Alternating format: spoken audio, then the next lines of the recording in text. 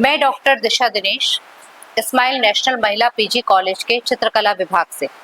आज हम बात करेंगे कालीघाट पेंटिंग्स की।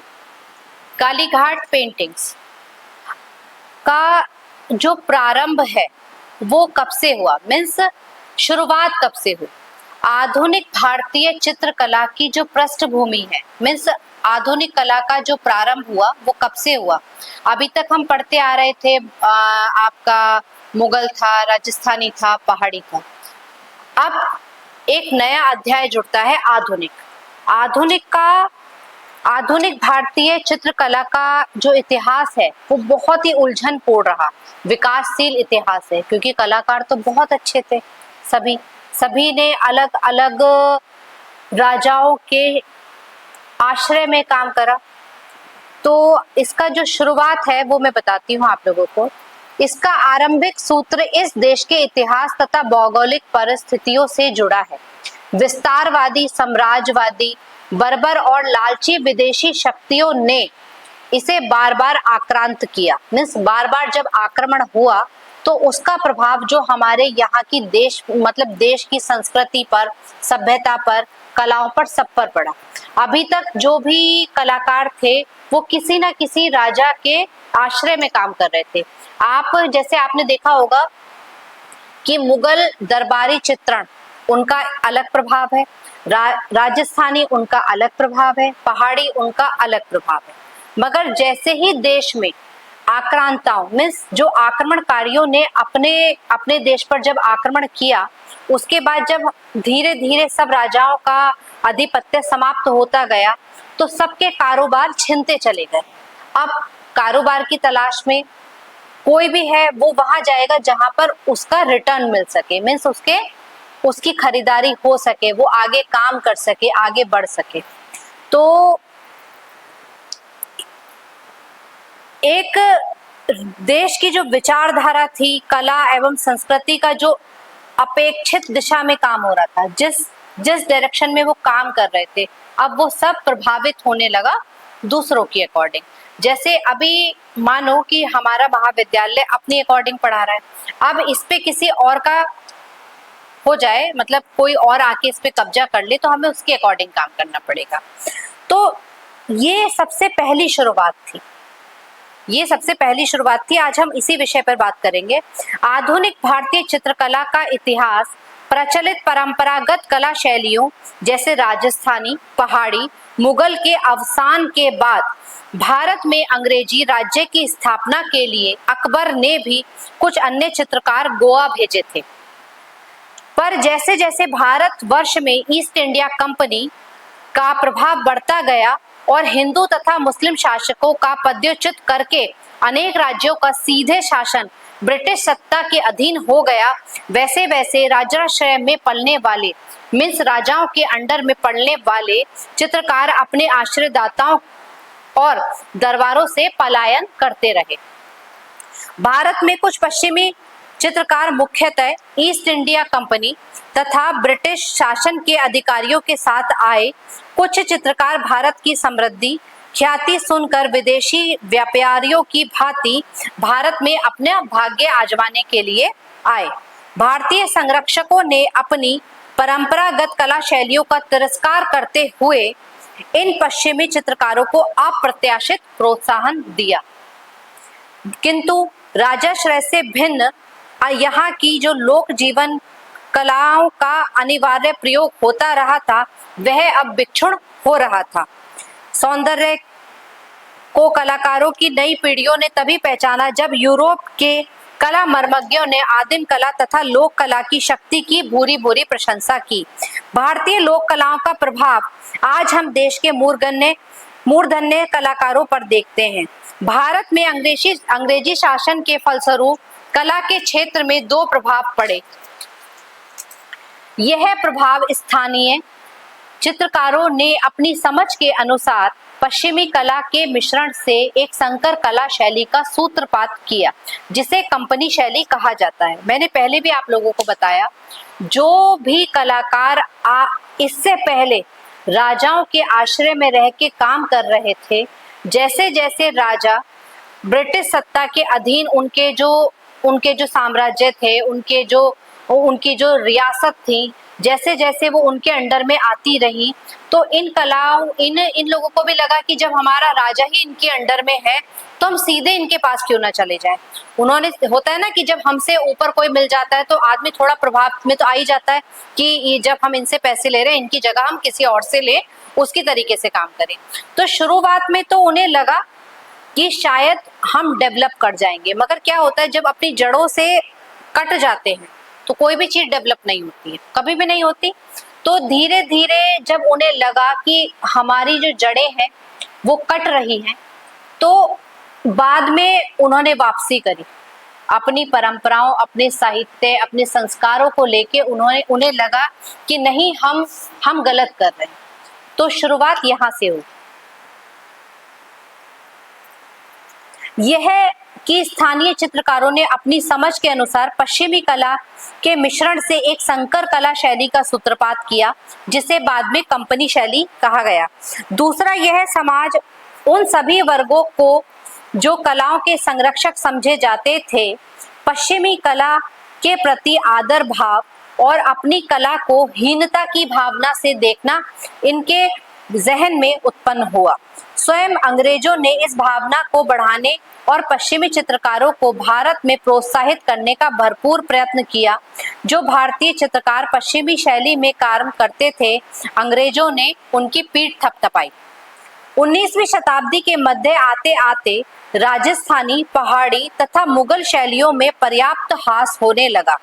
राजस्थान की प्रमुख शैलियां मेवाड़, बूंदी, मालवा, जोधपुर, किशनगढ़ आदि शैलियों के अत्यंत दुर्बल हो जाने और जयपुर शैली का व्यापक प्रसार न होने के कारण राजधानी कला से पहली स्थिति अब नहीं रही थी। जयपुर शैली के चित्रों की मांग बढ़ जाने के कारण घटिया स्तर की असंख्य कृतियों का निर्माण होने लगा, जिनमें चरबों के आधार पर प्राचीन चित्रों की अनुकृतियां बहुत अधिक संख्या में थीं।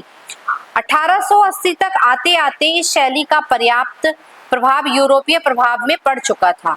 पहाड़ी शैली का अंतिम परिणति सिख चित्रकला में हुई पर्याप्त दुर्बलता, आलंकारिकता तथा रेखांकन की कठोरता थी। रंगों में इससे पहले ऐसा सौंदर्य कभी नहीं देखा गया। इसके साथ ही पश्चिमी कला का प्रभाव भारतीय कला पर भरपूर मात्रा में पड़ने लगा। 19वीं शताब्दी में दक्षिण की कला में मुगल तत्वों के साथ साथ यूरोपीय तत्वों का बहुत अधिक सम्मिश्रण होने लगा। इससे भी बहुत समान सौंदर्य नहीं रहा। इस समय तक अनेक विदेशी चित्रकार भी विभिन्न कला शासकों एवं दरबारों में आने लगे थे। उनके कारण भारत की परंपरागत शैलियों को बड़ा आघात लगा। 19वीं शताब्दी में कई स्थानों पर कुछ स्थानीय शैलियां भी चल रही थी, जिनमें प्रमुख थी काली घाट की पट चित्रकला, जिसके विषय में हम आज विस्तार से बात करेंगे। लोक कला के दो रूप हैं, एक प्रतिदिन प्रयोग से संबंधित है, दूसरा उत्सवों से संबंधित है। लोक कला, आपने देखा होगा जब भी हमारे यहाँ पे कभी कोई फेस्टिवल होता है तो कुछ चित्र हमारे दीवारों पर बनाए जाते हैं और कुछ हमारे नीचे चौक पूरना हो गया, रंगोली बनाना हो गया, अल्पना बनाना हो गया, उनके माध्यम से बनाए जाते हैं। तो अभी मैंने बताया कुछ हुआ हमारा दैनिक और कुछ हुआ हमारा जो फेस्टिवल के अकॉर्डिंग होते हैं, जो हमारे त्योहारों के अकॉर्डिंग होते हैं। तो रेगुलर में हमारे जो भगवान पूजे जाते हैं वो हमारे दीवारों पर बने रहते हैं, और जैसे हमारे फेस्टिवल्स आते हैं तो फिर हम दोबारा लेप लगाते हैं और उसके बाद फिर दोबारा से भगवान जी को स्थापित करके, जो भी हमारे पूजा पाठ के हैं, फिर उन्हें स्थापित करके तब हमारे यहाँ उनकी पूजा करी जाती है। तो ये मेन जो है ये उसी से संबंधित है। तो आप देखो उस समय कोई फोटो नहीं खींचते थे, उस समय कोई पोस्टर्स नहीं बनते थे, उस समय कोई ऐसी कोई भी हमारे पास कोई सोर्सेज नहीं थे कि हम फोटो लाएं, चिपकाएं या भगवान जी आए बनाएं। तो हमारे पास सोर्सेज क्या थे कि जो चीज हम देख रहे हैं या जो चीज हमें करनी है वो स्वयं हम अपने हाथों से बनाएं। तो मैंने अभी बताया आपको लोक कला के दो पार्ट है, एक हो गया हमारा दैनिक और एक हो गया हमारा आयोजन से संबंधित या उत्सवों से संबंधित। पहले में सरलता है और दूसरे में अलंकारिकता, दिखावा, शास्त्रीय नियमों के अनुकरण की प्रवृत्ति। आप पूछो कैसे? सरलता मीन्स जो काम हम रूटीन में कर रहे हैं, जो हमारे यहाँ रेगुलर है, वो सिंपल होगा, और जो ओकेजनली होगा उसमें कुछ बनावट आ जाएगा, कुछ दिखावापन आ जाएगा, कुछ उसको साज सजाने की थोड़ी सी प्रवृत्ति हम लोगों में होती है। जैसे हम रेगुलर हम कुछ भी पहन लेते हैं, मगर अगर अभी हम कहीं जाने लगे तो उसमें और रेगुलर में अंतर होता है। तो ऐसे ही जो दो रूप मैंने आपको लोक कला के बताए, एक हो गया दैनिक और एक हो गया उत्सवों का। तो उत्सवों में जो एक अलंकारिकता, एक सजावट जो आपको देखने को मिलेगी, वो इसमें सामने आपको दिखाई देगी। पटुआ कला प्रथम प्रकार की, पटुआ कला पटचित्र, पटुआ कला प्रथम प्रकार की है। पटुआ कला और काली घाट के पटचित्र एक नहीं है, एक जैसी है परंतु एक नहीं। जब कलकत्ता शहर बना तो कुछ ग्रामीण शिल्पी काली घाट आकर बस गए, चित्रण करने लगे। वे मूलतः ग्रामीण कलाकार थे। काली घाट में आकर उनकी पद्धति में परिवर्तन होने लगा। उन्हें शहरी लोगों के लिए चित्रांकन करना था, अतः नई विधि कला की मूल भावना उसमें लुप्त हो गई। रूप तो पुराना था परंतु बनाने का जो ढंग था वो नया था। कुछ कुछ परिवर्तन आने लगे। इस प्रकार एक और प्रतिपाग की एक सूत्रता समाप्त हो गई और कला अपने आदर्श से विमुख हो गई। इसका मतलब सीधे ये है, कलाकार जहां से आए उन्होंने अपना अस्तित्व खो दिया। ठीक है, कलाकार थे, कलाकार की तरह उनमें क्या कहेंगे, दक्षता थी, काम करने का ढंग था, सब कुछ था। जहां आए उनके अकॉर्डिंग काम करने पड़ा। अब मजबूरी ये थी कि जो लेने वाला है उसके डिमांड की अकॉर्डिंग काम करना था। अब एक और था कि बाजार में बैठे थे तो कंपटीशन था, तो उनसे कुछ अलग हट के काम करना था। तो जो एक उसकी जो अपनी ओरिजिनलिटी थी, जो उसकी वास्तविकता थी, वो खत्म हो गई। जैसे मानो कोई वो बाजार में बैठे हैं, बाजार में बैठने के बाद वो पारंगत कलाकार हैं, ठीक है, मगर सामने वाला जो ग्राहक है उसे क्या चाहिए, क्या रूप चाहिए, क्या रंग चाहिए, क्या बनावट चाहिए, क्या अलंकारिकता चाहिए, क्या उसका उद्देश्य है, उस अकॉर्डिंग वो चित्र बनाने लगे। तो एक कलाकार की जो व्यथा है वो, और एक जो ग्राहक की व्यथा है वो, उससे कला जो एक्चुअल चीज थी वो खत्म हो गई, अपने उद्देश्य से वो अलग हो गई। तो विशुद्ध पटुआ कला अत्यंत प्राचीन है। इस कला के मूल आधार खोज के लिए गए थे, पर धीरे धीरे ग्रामीण जीवन में इनके चित्रों की मांग बढ़ जाने के कारण कला में यांत्रिक पुनरावृत्ति और व्यावसायिकता का समावेश हो गया। जो मैंने अभी बताया ना, जो एक मार्केट की जो डिमांड, व्यावसायिकता मीन्स मार्केट के अकॉर्डिंग। आज के बंगाली पटुआ कलाकार इस कला के अर्थ नहीं समझते थे। उन्हें नहीं पता था उन्हें क्या बनाना है, उन्हें नहीं पता था कि इसमें में क्या क्या मुझे लगाना है, मीन्स सतिया कहाँ लगाना है, ओम कहाँ लगाना है, लिखना कहाँ है, कौन से भगवान जी कहाँ बैठाने हैं, क्या करना है। वो जो ग्राहक मांग रहा था उस अकॉर्डिंग बस उन्होंने बना दिया। एक पेपर लिया कि यहाँ ये बना दो, यहाँ ये बना दो, यहाँ ये बना दो, और हमारा उनके उद्देश्य की पूर्ति थी कि उन्हें एक पोस्टर चाहिए था, उनके उद्देश्य की पूर्ति थी कि उन्हें एक खरीदार चाहिए था। उन्हें ये मतलब नहीं था कि क्या विषय है क्या नहीं है, वो एक बाजार शैली की तरह हो गई।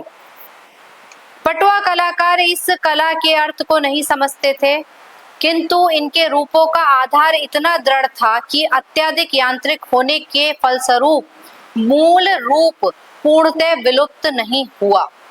वो इतने टैलेंटेड चित्रकार थे, उनसे डिमांड भले ही होती थी, मगर वो फिर भी थोड़ा सा अपना सजेशन देके यहाँ ये नहीं आएगा, यहाँ ये नहीं आएगा, कुछ चीजों को उन्होंने बचा के रखा। पटुआ कला में पिछले युग के मानव द्वारा समझे गए प्रकृति के सारभूत तत्व प्रकट हुए हैं। मीन्स उनकी जो ओरिजिनलिटी थी वो खत्म नहीं हुई, उनका परफेक्शन खत्म नहीं हुआ, सिर्फ डिमांड के अकॉर्डिंग काम हुआ। अतः यह प्रकृति की यथार्थ प्रतिकृति तो नहीं थी, यह चारों ओर के वातावरण से मनुष्य के मन में उठे संवेगों की सीधी अभिव्यक्ति थी। फिर एक लाइन में आ जाता है, आर्टिस्ट की क्वालिटी वही थी आर्टिस्ट का काम करने का तरीका बहुत अच्छा था, मगर जो व्यक्ति के मन में जो विचार थे उन विचारों को एक पेंटिंग में लाने की अभिव्यक्ति पटचित्रों में थी। अतः इसे वस्तुओं के केवल आवश्यक तत्वों को लेकर ही रूप रचना कर दी जाती थी। संसार भर की आदिम कलाओं में यह प्रवृत्ति देखने को मिलती है, पर यह उनसे इस रूप में भिन्न है कि एक तो पटुआ कला स्रोत स्थानीय मिथक हैं और दूसरे पटुआ कलाकार परिष्कृत कला को भी देखता है जो शहरों में चलती रहती है। पटुआ कला मिथकों एवं विश्वासों को जीवित रही है। आदिम कला में अलग अलग आकृतियां तो लयात्मक और संपूर्ण संयोजन नहीं है। पटुआ कला से के सभी रूप एक काल्पनिक अंतर जगत की वस्तु हैं। एक रहस्य सूत्र से यह आपस में संबंधित हैं। उनका वास्तविक जीवन से कोई संबंध नहीं होता। ब्रह्मांड के सातों रूपों से होता है। पटुआ कला ने अपने मिथक विश्वासों को सरल रूपों में प्रस्तुत किया है, उन्हें कोमल तथा जटिल होने कभी नहीं दिया। उनके सामने परिष्कृत कला भी थी, किंतु उसने किसी की अनुकृति नहीं की। अब आ जाते हैं काली घाट के पटचित्र। काली घाट के पटचित्रों में व्यावसायिकता के साथ साथ शहरीपन भी आ गया था। उनके विषय तो नए हो ही गए थे, सामग्री में भी परिवर्तन हुआ था। कालीघाट कलकत्ता में काली मंदिर के निकट का बाजार है। बिकने वाले इन पटचित्रों को प्राय दर्शनार्थी भक्तजन खरीद कर ले जाते थे। अब सुनो, जब तुम कभी वैष्णो देवी जाओ, कभी तुम मंशा देवी जाओ, कभी तुम किसी भी मंदिर के आसपास जाओ, तो एक बाजार हुआ करता है हर जगह। उन बाजारों में जिन मंदिरों में हम जा रहे हैं उन्हीं से संबंधित तुम्हें चित्र मिल जाएंगे, फोटो मिल जाएंगे, पोस्टर्स मिल जाएंगे, सब कुछ। तो उस समय ना फोटो की उपलब्धता थी, ना फोटोग्राफर की उपलब्धता थी, तो इतना एडवांस तो था नहीं। तो उस समय क्या था कि हम उन मेमोरीज को कैसे अपने साथ ले जाएं। तो वहां पर जो कलाकार होते थे उनसे कहते थे कि जरा ये भगवान जी का चित्र हमें बना के दे दो। तो इसीलिए इसकी डिमांड थी। काली मंदिर के पास ये चित्र था। जैसे हम लोग कभी कहीं घूमने जाते हैं ना, और उस मेमोरी को अपने साथ रखने के लिए कह देते हैं भैया हमारा फोटो खींच दो, और हम अपने साथ ले आते हैं। तो ये चित्र उस समय इस काम के लिए आते थे। चित्रों को प्राय दर्शनार्थी भक्तजन खरीद के ले जाते थे। ये प्राय कपड़ा, टाट, कागज अथवा कपड़े पर चिपके कागज तथा कैनवास पर बनाए जाते थे। इसमें प्राय धार्मिक कथाओं, देवी देवताओं की छवियों तथा सामाजिक विषयों का अंकन हुआ करता था, जिनमें रामकृष्ण, महाभारत, शक्ति, काली व देवी के विभिन्न रूपों के अतिरिक्त वैश्यावृत्ति, मदिरापान, कामुक दृश्य, बंगाली युवतियों का श्रृंगार, मछली पकड़ना आदि दृश्यों के साथ साथ हास्य एवं व्यंग्य विषयों पर भी कालीघाट के कलाकारों के आकर्षक व चटकीले रंगों का प्रयोग कर चित्र बनाए गए। सेम वो है जैसे हम लोग जो चित्र अपने लिए खरीदते हैं ना, जैसे मान लीजिए अपना फोटो हो गया तो उसमें अपनी फैमिली फोटोग्राफ भी हो गई, या मान लीजिए कोई मेमोरेबल ऐसा कोई सीन है जिसे हमें अपने पास लेके जाना है, तो फोटोग्राफी उस समय नहीं थी, तो वो लोग उसकी पेंटिंग्स बनवा लिया करते थे। पटचित्र खनिज रंगों से टेम्परा विधि में चित्रण करके तुलिका द्वारा बाह्य रेखांकन कर दिया जाता था, आउटलाइन। पटचित्रण की परंपरा विधि पे टाट पर सबसे पहले, जैसे हम लोग कैनवास पे बेस लगाते हैं ना, तो कपड़ा लिया, कपड़े के ऊपर हो गया गोबर और मिट्टी का छना हुआ गाढ़ा पेस्ट, फिर उसके ऊपर एक लेप लगाकर उसे सुखा लिया जाता था, फिर उसे घिस घिस कर चिकना कर दिया जाता था। उसके तत्पश्चात खनिज रंग, जो हमारे ऑर्गेनिक कलर्स होते हैं, जो हमें प्रकृति से प्राप्त होते हैं, फिर उसकी आउटलाइन करी जाती थी। 19वीं तथा 20वीं शताब्दी में कालीघाट के पटचित्रों में कागज पर बने चित्रों का बहुत अधिक प्रचलन रहा है। इसमें लोक शैली के साथ साथ कहीं कहीं यूरोपियन तकनीक का भी सम्मिश्रण मिलता है। और कालीघाट के अतिरिक्त इस प्रकार के चित्र जो हमें प्राप्त हुए हैं वो है मिदनापुर, हुगली, चंद्रनगर, वर्धमान, मुर्शिदाबाद, आदि जगह से हमें इस प्रकार के चित्र प्राप्त हुए हैं। इस शैली में चित्रण करने के लिए कुछ चित्रकारों में N.C. घोष, K.C. घोष, नीलमणि दास, गोपाल दास नाम चर्चित हैं। जया अप्पा स्वामी के अनुसार इससे के प्राचीन उदाहरण 1850 से पूर्व के नहीं मिलते, 1850 तक के मिलते केवल। अब इसके बाद आ जाते हैं इसमें उड़ीसा के पटचित्र। हमारा विषय भले ही कालीघाट का था, मगर इसमें पटचित्र हमें अलग अलग जगह से प्राप्त हुए हैं। तो अगला है उड़ीसा के पटचित्र। 17वीं शती के कि उड़ीसा के स्थानीय चित्रकला में मुगल, दक्षिणी विजयनगर की कला शैलियों का सम्मिश्रण हुआ। इसके प्रभाव से लोक कला तथा वेग अपभ्रंश की अंतराल व्यवस्था विजयनगर शैली के आकृति विधान, दक्षिणी शैली की आलंकारिकता, मुगल शैली की रेखांकन की बारीकी समिश्रण है। क्योंकि वही बता रही हूँ, जो पटचित्र हैं वो अलग अलग जगह से आए हुए कलाकार थे, उनका जो प्रभाव था वो उनके चित्रों में तुम्हें दिखाई देगा। अब ये कहने लगो कि ये तो बंगाल में बैठे हैं, ये कालीघाट में बैठे हैं, ये नाथद्वारा में बैठे हैं, ये उड़ीसा में बैठे हैं, या ये तंजौर में बैठे हैं, सब जगह बैठे हैं, मगर कलाकार तो इन 3 जगह से ही आए थे, 3-4 जगह से। तो उनका जो अपनी एक क्या कहेंगे, उनका जो एक ओरिजिनलिटी थी, जिस क्षेत्र से वो आए थे, जिस टेक्निक में उन्होंने काम करा, जिस चीज में वो पारंगत थे, वो इफेक्ट नहीं खत्म होता है। फॉर एग्जाम्पल जैसे आप हो, आपने मानो कि किसी का किस लाइन्स अच्छी होती है, किसी के कलर्स अच्छे होते हैं, किसी की बैकग्राउंड अच्छी होती है, किसी की स्केचिंग बहुत अच्छी होती है। तो डिपेंड करता है जो अपनी जिसमें भी वो पारंगत है, वो चीजें ओरिजिनलिटी कभी खत्म नहीं होती है। तो इन चित्रों में यहाँ आने के बाद भी जो इनकी अपनी ओरिजिनलिटी थी वो इनके चित्रों में परिलक्षित होती है। तो 18वीं यह शैली 18वीं तथा 19वीं शती के उड़ीसा के पटचित्रों में आगे विकसित हुई, जिस पर कालीघाट शैली का भी प्रभाव पड़ा। इसमें विषय वस्तु की दृष्टि से राधा कृष्ण के कथानकों का चित्रण अधिक है। प्रकृति चित्रण पृष्ठभूमि में बहुलता से किया गया है, जिसमें वृक्षों का चित्रण दर्शनीय है। वृक्षों की लताओं के समान अंकन इस शैली में एक प्रमुख विशेषता है। 19वीं शती में इस पर कंपनी का प्रभाव पड़ने लगा। इस शैली के चित्रकार मुख्य रूप से कपड़े पर ही चित्रांकन करते रहे हैं। इस शैली के चित्र प्राय जगन्नाथपुरी में आने जाने वाले तीर्थयात्री पर्यटक खरीदकर ले जाते थे। अतः विशाल पैमाने पर साधारण कोटि के चित्रों की लोक कला शैली के समान चित्रों की रचना होती रही है। धार्मिक कथानकों और पुस्तक पर भी ये चित्र बनाए जाते थे। इसी प्रकार एक चित्र हमारे रहे नाथद्वारा के पटचित्र। नाथद्वारा यूं तो मेवाड़ चित्र शैली का प्रसिद्ध केंद्र रहा है, तथापि श्रीनाथ जी के मंदिरों और के निकट दर्शनों को आने वाले तीर्थयात्रियों को प्रसाद के साथ साथ धार्मिक दृष्टि के चित्रों की बड़ी मांग रही।